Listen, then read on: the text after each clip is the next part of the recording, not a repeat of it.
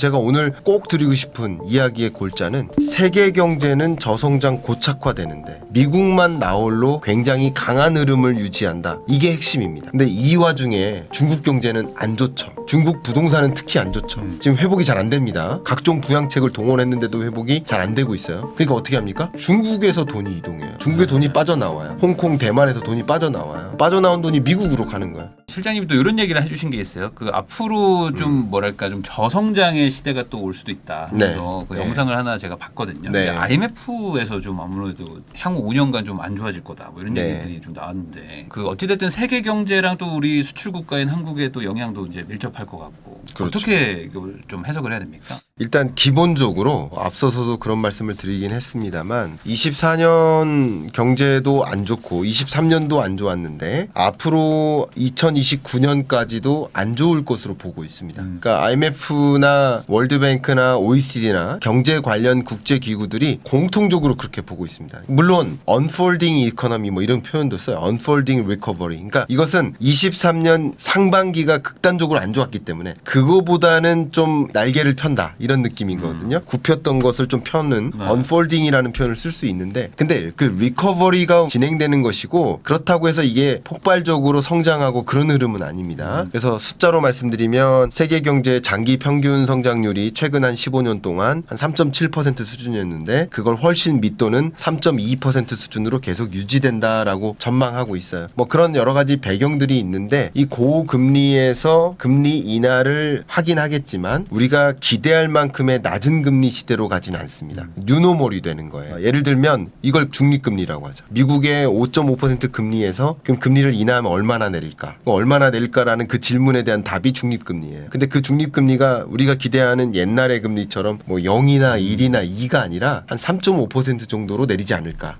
이렇게 기대를 현재 하고 있고요. 우리나라 기준금리가 지금 3.5%니까 우리나라는 내려봐야 한 2%로 내리지 않을까? 그러니까 어쨌든 금리 격차는 좁혀질 겁니다. 한미 간에. 그러니까 다른 나라들도 마찬가지예요. 그러니까 고금리의 장기화를 추세적으로 움직이는 거예요. 그러니까 완화적으로 스탠스를 전환하지만 그게 또 새로운 표준이 될 겁니다. 저는 그렇게 의견을 드리고요. 어쨌든 종전에 생각했던 것보다는 고금리니까 기업들이 신규 투자가 안 일어나고 또 적극적으로 고용 창출이 안 되고 더딘 고용 회복이 소비 회복도 진전이 안 되고 세계 경제적으로는 지정학적 불안이 있기 때문에 블록 경제가 실현이 돼요. 미국하고 중국하고 활발하게 교류하다가 미국은 미국 우방국끼리 중국은 우방국끼리만 교류해요. 그러면 종전에 수입했던 중국산을 다른 나라에서 수입한다라고 해볼게요. 그러면 더 비싼 물건을 수입하는 거 아니겠어요? 중국에 의존했던 것은 중국 물건이 제일 쌌으니까. 그러니까 그만큼 이 생산성이 좀 떨어진다거나 수출처가 좀 줄어든다거나 수출도 좀 경직돼요. 뭐 이런 것들이 같이 영향을 주고받으면서 세계 경제가 저성장 고착화된다. 앞으로는 예전만큼의 고성장을 기대하기는 어렵다. 이렇게 좀 표현을 하고 있습니다. 그러면은 이거를 이제 시청하시는 분들은 이제 약간 좀 헷갈릴 수도 있는 것 같은데, 네. 그러니까 예전이 너무 좋았어서 그런 거지. 앞으로 5년도 뭐 저성장이라고 해서 막 되게 힘든 건지 아니면 그래도 그냥 뭐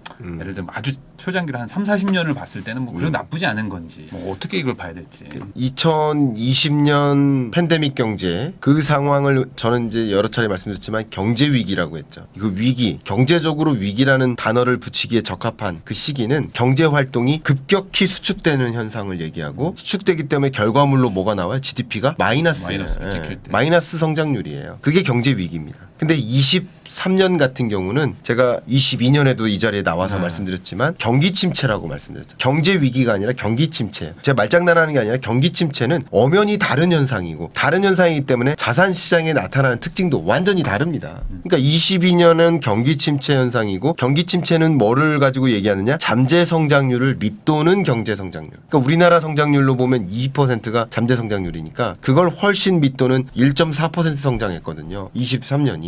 근데 23년 그렇게 지지부진한 경제의 흐름이었는데 24년은 뭐 기껏해야 2%대 성장하는 거거든요. 그러니까 이 비교 연도가 중요한데 비교 연도가 그렇게 안 좋았는데도 2.5% 정도 기껏해야 성장한다 이렇게 표현할게요. 그러니 이 24년 경제가 좋은 거예요, 나쁜 거예요? 좋은 게 아니에요. 그러니까 안 좋은 경제가 지속된다라는 느낌으로 이해를 해주시면 좋겠고 뭐 제가 좀 희망 섞인 말씀을 드리면 좋겠지만 실물 경제적으로는 좋지 못합니다. 실물 경제적으로는 좋지 못하니까 그러니까 그러니까 높은 금리를 오랫동안 유지할 수가 없는 겁니다. 그러니까 피벗이라는 게 있는 겁니다. 경제가 활성화되면 물가도 안 잡히는 거고 금리 인하할 이유도 없는 거예요. 근데 경제가 안 좋게 굴러가니까 유로존이나 스위스, 스웨덴 같은 나라들 급하게 움직인 거라고 볼 수 있죠. 그렇게 보시면 좋겠고요. 어쨌든 저성장이라는 고리에서 벗어나긴 어렵다라고 좀 해석을 하면 좋겠고요. 그러면 예전에는 사실 뭐 중국이든 뭐 이렇게 다 사이가 좀 좋았을 때는 네. 아무래도 뭐 전 세계적인 좀 효율성이 있는 좀 그런 뭐 무역도 했을 거고 그렇죠. 이제 그룹으로 막 나눠지기 시작하면서 괜한 좀 불필요한 뭐 비용이 더 들어가기도 할 그렇죠. 것이고 그런 것들이 이제 좀 장기화될 것이다. 근데 이게 또 이런 것도 있지 않습니까? 뭐 AI든 뭐 로봇이든 어찌됐든 또 우리가 모르는 어떤 또 생산성이 엄청난 향상이 생겨가지고 또 뭐 네. 물가가 잡힐 수도 있다. 뭐 네. 이런 얘기 하는 분들도 있는데 네. 아직 그건 좀 시기상조일까요? AI is everywhere라는 영어 문장을 좀 던져드리고 싶은데요. AI가 정말 광범위한 영역에 걸쳐서 활용될 것입니다. 근데 그 속도와 물가 안정화의 속도는 조금 차이가 있기 때문에 AI는 조금 다른 측면에서 이해하시면 도움이 될 것 같아요. 근데 제가 오늘 꼭 드리고 싶은 이야기의 골자는 세계 경제는 저성장 고착화되는데 미국만 나홀로 굉장히 강한 흐름을 유지한다. 이게 핵심입니다. 미국 경제를 그래서 이름하여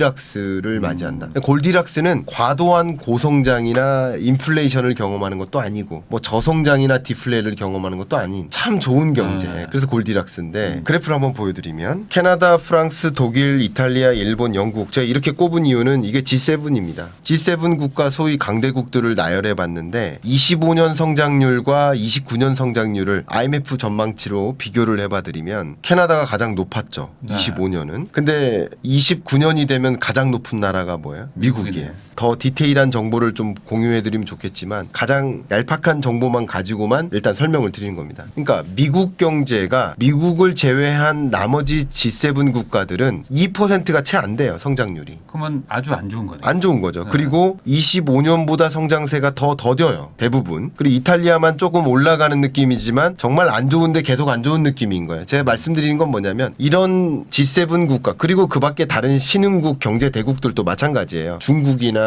브라질이나 러시아나 다 마찬가지예요. 그러니까 과거에 경험했던 이들의 높은 성장세보다 더딘 성장세로 가니까 각국이. 그러니까 세계 경제 성장률은 총론적으로 어떻게 됩니까? 쪼그라드는 거예요. 근데 재밌는 것은 세계 주요국들이 저성장으로 가고 세계 경제 성장률도 저성장으로 가는데 미국만 성장세가 그래도 높게 유지되는 모습. 이게 미국이 강한 흐름. 그리고 미국의 잠재 성장률이 2%거든요. 어쨌든 잠재 성장률을 웃도는 수준으로 유지하는 골디락스의 시대가 오는 거예요. 그런 배경이 가장 중요한 거죠. 그런 배경이 무엇이냐라고 질문 주시면 그 질문에 대한 답 중에 하나가 AI인 거예요. 왜냐하면 미국 경제 성장률이 지금 2.5% 수준이거든요. 24년을 봤을 때. 근데 ICT 산업의 성장률이 8%예요. 그러면 ICT 산업을 제외한 나머지 산업의 성장률은 2.5를 훨씬 밑도는 거라는 얘기인 거죠. 그렇지 않겠습니까? 네. 근데 이 ICT 산업 안에 AI가 있는 거예요. 근데 AI가 계속 확대 보급되는 과정에서 당연히 AI의 밸류 체인을 우리는 들여다봐야 되는데 그냥 엔비디아만 보더라도 엔비디아가 반도체를 생산해요. AI 반도체를. 그럼 AI 반도체를 왜 생산합니까? 플랫폼 기업들한테 제공하려고 판매하려고 해요. 근데 이 플랫폼 기업들이 AI 경쟁을 치닫고 있습니다. 그러니까 오늘 촬영일 날짜로 아마존이라는 기업이 시가총액 기준으로 최초로 역사상 5번째로 2조 달러를 이제 기록하는 네. 그런 기업이 됐는데 이런 현상이 뭐냐면 얘네들이 다 AI예요. AI 경쟁이에요. 그러니까 AI 서비스를 더 강화하려는 플랫폼 기업들의 움직임에 맞게 엔비디아나 그 밖에 뭐 AMD나 이런 기업들이 인공지능 반도체를 공급하고 이런 산업, 플랫폼 산업 또 플랫폼 산업이 가동되도록 하는 클라우드 산업 혹은 지금 통신 산업, 인공지능 산업 또 AI 반도체를 공급하기 위해 필요한 그 밖에 다른 그 밸류체인 상에 있는 산업 이런 산업들이 다 ICT 산업이라고 큰 범위 내에서 말씀드리면 이 산업들이 굉장히 강하게 움직이니까 한 가지 이유인 거예요. 미국 경제가 강하게 움직일 수밖에 없는 거예요. 그 배경 중에 하나가 인공지능이다 이렇게 말씀드릴게요. 그러면 결국에 지금 미국 말고는 다 안 좋은 거면 네. 어찌 보면은 이제 뭐 돈이라는 거는 또 이렇게 뭐 국가 간에 또 이동도 할 수 있는 거니까 그러면은 뭐 지금이라도 결국에 이제 미국으로 이제 뭔가 이렇게 투자를 해놔야 된다 이런 식의 또 결론으로 갈 수도 있을 것 같은데 당분간 한 4, 5년간 그 기조가 계속될까요? 역시 그런 생각. 그러니까 우리 부익남 정태익 대표님의 이 투자자적인 그런 생각이 이미 글로벌리 다 움직였겠죠. 그렇게 하고 있잖아요.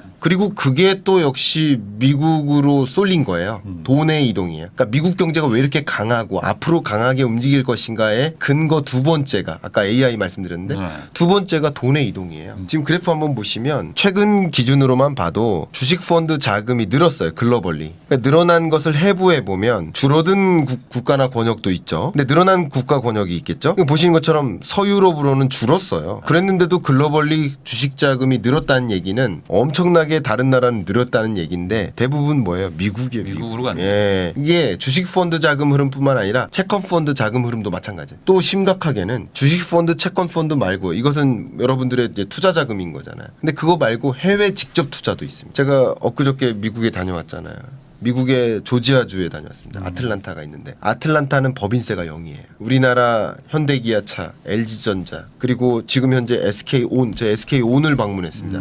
SK온 건설 현장을 봤어요. 정말 놀랐어요. 어마어마한 근데 여기에 다 기업들이 공장 짓는 거 이게 뭐죠? 해외 직접 투자 그쪽으로 돈이 유입되는 거예요. 네. 그러니까 미국 경제가 당연히 뒷받침될 수밖에 없지 않겠습니까? 왜 세계 경제는 지지부진한 흐름인데 지금도 미국 경제는 강하고 앞으로도 미국 경제는 나홀로 강할 것인가? 왜 나홀로 미국만 골디락스인가? 라는 그 질문, 그런 질문 주신다면 그 질문의 두 번째 대답이 돈의 이동입니다. 또 그런 식으로 생각하니까 또 꼬리에 꼬리를 물고 선순환적으로 미국으로 돈의 유입이 있어요. 근데 이 와중에 중국 경제는 안 좋죠. 중국 부동산은 특히 안 좋죠. 지금 회복이 잘 안 됩니다. 각종 부양책을 동원했는데도 회복이 잘 안 되고 있어요. 그러니까 어떻게 합니까? 중국에서 돈이 이동해요. 중국의 돈이 빠져나와요. 홍콩, 대만에서 돈이 빠져나와요. 빠져나온 돈이 미국으로 가는 거예요. 그러니까 돈은 이동하는 거지 없어지고 사라지고 생기는 게 아니에요. 돈의 이동인 거예요. 그러니까 어떤 형태로 돈이 이동하는가? 그러니까 미국으로 돈이 이동하는 과정이 그게 미국 쏠림 현상이라고 합니다. 미국만 집중되는 돈이. 그러니까 미국 경제가 또 더 시가총액 올라가죠. 그만큼 자기자본금이 생긴 거 아니에요. 기업들이. 자기자본금이 생겼으니까 신규 사업 더 적극적으로 투자할 수 있잖아요. 아까 제가 아마존 제가 코멘트했지만 아마존이 오픈 AI랑 내가 라이벌 관계를 형성시키겠다. 내가 정말 AI 리드해 나가겠다. 이렇게까지 가져가요. 그러니까 이런 모습들이 신규 투자로 이어지는 거거든요. 그게 미국만 이렇게 강한 모습이라고 볼 수 있겠죠.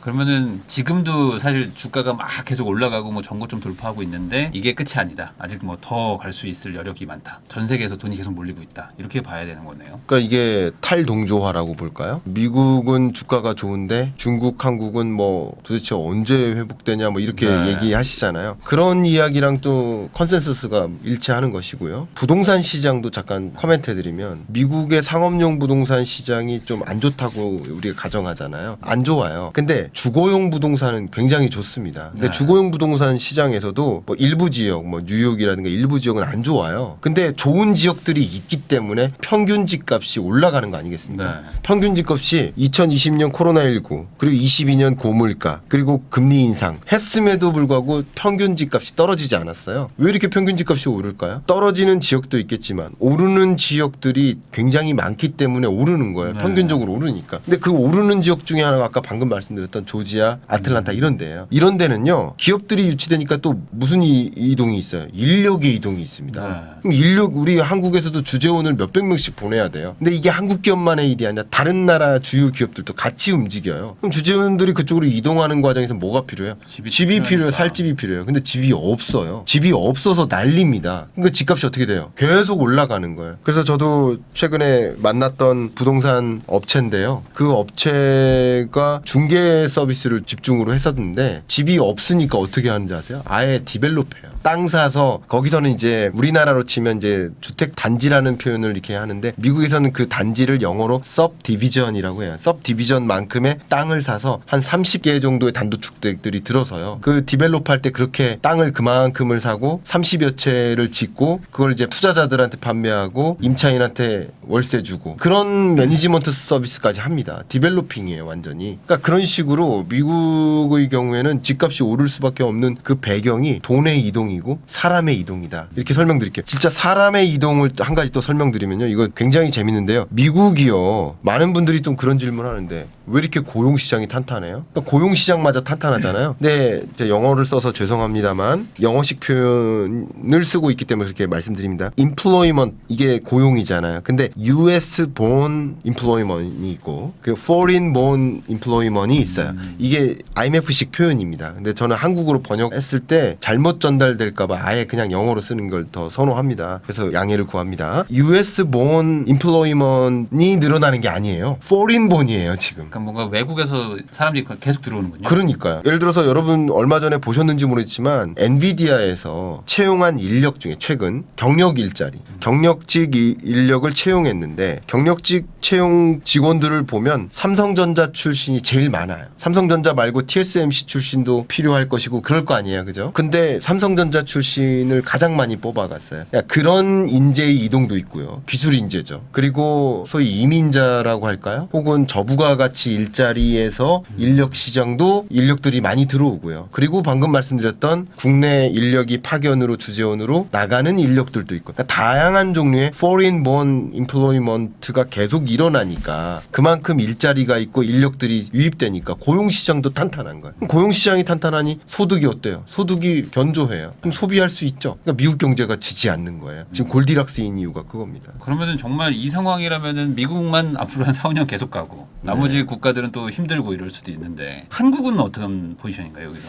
그러니까 저는 우리 한국이 이럴 때일수록 어떻게 대응하느냐에 따라서 달라질 수 있다. 저는 항상 이 말씀드리고요. 엔비디아의 밸류 체인을 제가 분석해 본 적이 있어요. 한번 질문 들으면 반도체를 사본 적이 있어요? 반도체 산 적은 반도체를 없잖아요. 사지는 않죠. 반도체 사는 사람이 컴퓨터 조립 그렇죠. 예. 반도체를 우리는 보통 안 사요. 네. 근데 반도체가 들어가 있는 제품을 살 뿐이에요. 네. 그러니까 이제 반도체 밸류 체인을 뜯어보면 굉장히 재밌습니다. 근데 엔비디아가 AI 반도체를 만들지만 AI 반도체를 수요하는 수요처가 플랫폼 기업인 거고요. 그 플랫폼 기업들과 당연히 엔비디아의 실적이 늘어난다는 얘기는 그 플랫폼 기업들의 AI 반도체 수요가 늘어나고 투자가 진척이 되고 미래 사업을 추진한다는 뜻이잖아요. 그럼 역시 엔비디아한테 공급하는 공급업체들을 쭉 봐야 돼요. 그런데 이런 기업에 한국 기업이 거의 없습니다. 근데 이런 기업에 예를 들면 엔비디아의 수요처 다 플랫폼 기업들이고 가팜이라고 불리는 이 미국 기업들 그리고 공급업체들도 대부분 뭐 미국 기업들이 많고요. 대만 기업들이 있고요. 이런 영국인데 우리 기업 많지 않아요. 제가 무슨 말씀드려요? 엔비디아를 가지고 사례를 들었습니다만 미국 경제가 그렇게 화랑으로 가는 이유 중에 하나는 그런 산업이 있다라는 말씀을 드린 거고요. 그러면 그런 산업의 밸류 체인이 있을 때 우리가 그 밸류 체인에 얼마만큼 참여하는지가 중요한 거죠.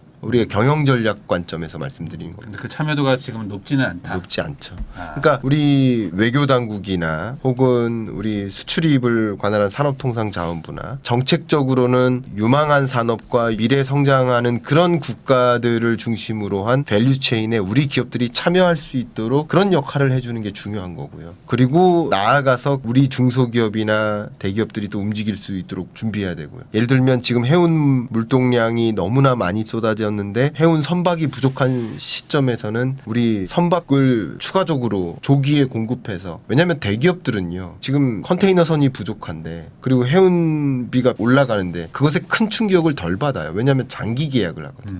대기업들은. 근데 중소기업들은 단건 계약을 해요. 그런데 지난달하고 이번 달하고 가격이 다른 거예요. 이런 상황에 어떻게 대응을 할지를 고민을 해야 된다는 거죠. 저의 의견은. 근데 안타깝게도 지금의 대응 수준으로 봐서는 긍정적으로 말씀드릴 수가 없겠고요. IMF나 국제 주요 기구들도 뭐 한국 경제 성장률이 미국처럼 따라가는 게 아니라 아까 보여드렸던 G7 국가처럼 저성장 고착화되는 그런 국면. 거기에 더군다나 우리나라만의 아리를 하고 있는 질병들이 있잖아요. 네. 한국 경제상의 질병들. 그런 문제까지 있으니 뭐 그렇게 희망적이다라고 표현하기는 좀 어렵지 않을까. 그러니까 저는 희망적으로 말씀드리고 싶은데 그렇게 하기 위해서는 정말 그 경제 국면에 맞는 적극적인 대응이 필요한 상황이다라고 의견을 드리고 싶습니다.